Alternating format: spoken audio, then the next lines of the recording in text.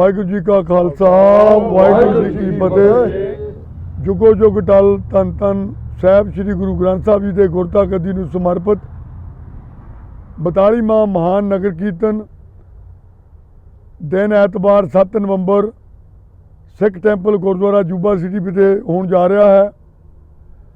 ਨਿਮਰਤਾ ਸਹਿਤ ਇਲਾਕੇ ਦੀ ਸੰਗਤ, ਕੈਲੀਫੋਰਨੀਆ ਦੀ ਸੰਗਤ, ਇੱਥੇ ਹੀ ਬਸ ਨਹੀਂ ਨਾਨਕ ਲੇਵਾ ਸੰਗਤ ਜੋ ਅਮਰੀਕਾ ਵਿੱਚ ਜਿੱਥੇ ਕਿਤੇ ਵੀ ਸੁਣ ਰਹੀ ਆ, ਸਾਡੇ ਵੱਲੋਂ ਨਿਮਰਤਾ ਸਹਿਤ ਬੇਨਤੀ ਆ ਕਿ ਐਤਵਾਰ ਨੂੰ 7 ਨਵੰਬਰ ਨੂੰ ਜੂਬਾ ਦੀ ਧਰਤੀ ਤੇ ਪਹੁੰਚੋ ਤੇ ਗੁਰੂ ਦੀਆਂ ਖੁਸ਼ੀਆਂ ਲਓ, ਰੌਣਕ ਨੂੰ ਵਧਾਓ।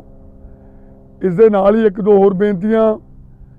ਇਸ ਸਾਲ ਕੋਵਿਡ-19 ਦੇ ਕਰਕੇ ਸੰਗਤਾਂ ਦੇ ਮਨਾਂ ਵਿੱਚ ਹਰ ਤਰ੍ਹਾਂ ਦੀ ਦੁਬਿਧਾ ਪਾਈ ਜਾ ਰਹੀ ਆ।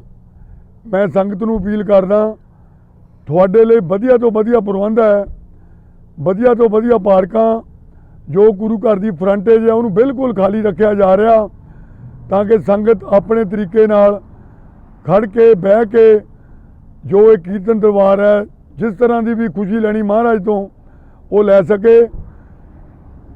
21 ਜਾਂ 22 ਅਕਤੂਬਰ ਨੂੰ ਕਾਉਂਟੀ ਵਾਲਿਆਂ ਨੇ ਸਾਨੂੰ ਇੱਕ ਚਿੱਠੀ ਵੀ ਲਿਖੀ, ਜੋ ਅਸੀਂ ਸੰਗਤ ਨੂੰ ਵਾਰ-ਵਾਰ ਕਹਿ ਰਹੇ ਹਾਂ।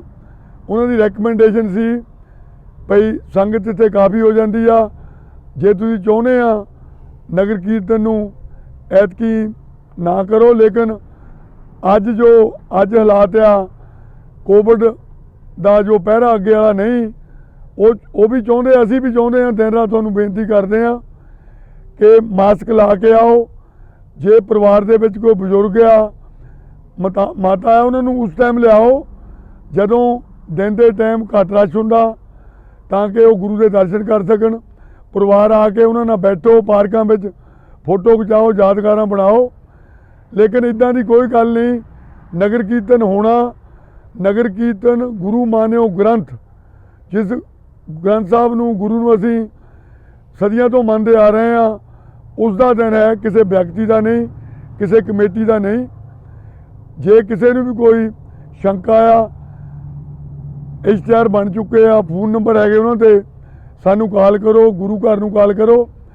ਸਾਡੀਆਂ ਇਹੀ ਬੇਨਤੀਆਂ, ਤੁਹਾਡੀ ਸੇਫਟੀ ਦਾ ਹਰ ਤਰ੍ਹਾਂ ਦਾ ਪ੍ਰਬੰਧ ਆ, ਲੇਕਿਨ ਸਾਡੀ ਇਹ ਬਾਰ-ਬਾਰ ਨਿਮਰਤਾ ਸਹਿਤ ਬੇਨਤੀ ਆ, ਜੇ ਤੁਹਾਡਾ ਮਨ ਕਰਦਾ ਮਾਸਕ ਲਾਓ। ਜਿਨ੍ਹਾਂ ਨੇ ਅਜੇ ਤਾਈਂ ਵੈਕਸੀਨ ਦੇ ਸ਼ਾਟ ਨਹੀਂ ਲਵਾਏ, ਉਹ ਆਪਣੇ ਸ਼ਾਟ ਲਵਾਓ। ਜੇ ਕੋਈ ਪਰਿਵਾਰ ਦੇ ਵਿੱਚ ਬਿਮਾਰ ਮਾਰਿਆ, ਉਹਦੇ ਲਈ ਆ ਕੇ ਆਰਾਧਨਾ ਕਰੋ, ਮਹਾਰਾਜ ਅੱਗੇ ਨਤਮਸਤਕ ਹੋਵੋ, ਉਹਨਾਂ ਨੂੰ ਇਸ ਸਾਲ ਨਾਲ ਲਿਆਓ। ਲੇਕਿਨ ਨਗਰ ਕੀਰਤਨ ਹੋਣਾ, ਜਿਹੜੇ ਮੇਰੇ ਵੀਰ ਲੋਕਲ ਤੌਰ 'ਤੇ ਗਲਤ ਮੂਵੀਆਂ, ਗਲਤ ਵੀਡੀਓ ਪਾ ਕੇ ਪ੍ਰਚਾਰ ਕਰਦੇ ਆ, ਇਹ ਚੰਗੀ ਗੱਲ ਨਹੀਂ। ਇਹ ਸਾਡੇ ਗੁਰੂ ਦਾ ਦਿਨ ਆ, ਆਪਾਂ ਰਲ ਕੇ ਮਨਾਉਣਾ। ਸਿੱਖ ਕਮਿਊਨਿਟੀ, ਪੰਜਾਬੀ ਕਮਿਊਨਿਟੀ, ਅਸੀਂ ਇੱਕ ਪਰਿਵਾਰ ਆ, ਅਸੀਂ ਗੁਰੂ ਦੇ ਬੱਚੇ ਆ। ਗੁਰੂ ਦਾ ਦਿਨ ਮਨਾਉਣਾ, ਸੇਫਟੀ ਵੀ ਜ਼ਰੂਰੀ ਆ, ਦਿਨ ਮਨਾਉਣਾ ਵੀ ਜ਼ਰੂਰੀ ਆ। ਇਹ ਸਾਡੀਆਂ ਹੱਥ ਬੰਨ੍ਹ ਕੇ ਬੇਨਤੀਆਂ। ਲੰਗਰ ਵਾਲੇ ਵੀਰਾਂ ਨੂੰ ਮੇਰੀ ਬੇਨਤੀ ਆ, ਆਓ ਰਲ ਕੇ ਜਿੱਥੇ ਜਿੱਥੇ ਵੀ ਯੋਗਦਾਨ ਦਿੰਦੇ ਆ, ਲੰਗਰ ਲਾਓ।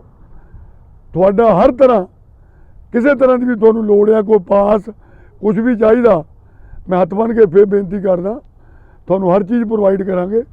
ਤੁਹਾਡੀ ਕਮੇਟੀ ਆ, ਤੁਹਾਡਾ ਇਹ ਗੁਰੂ ਘਰ ਆ, ਗੁਰੂ ਦਾ ਦਿਨ ਮਨਾਉਣਾ।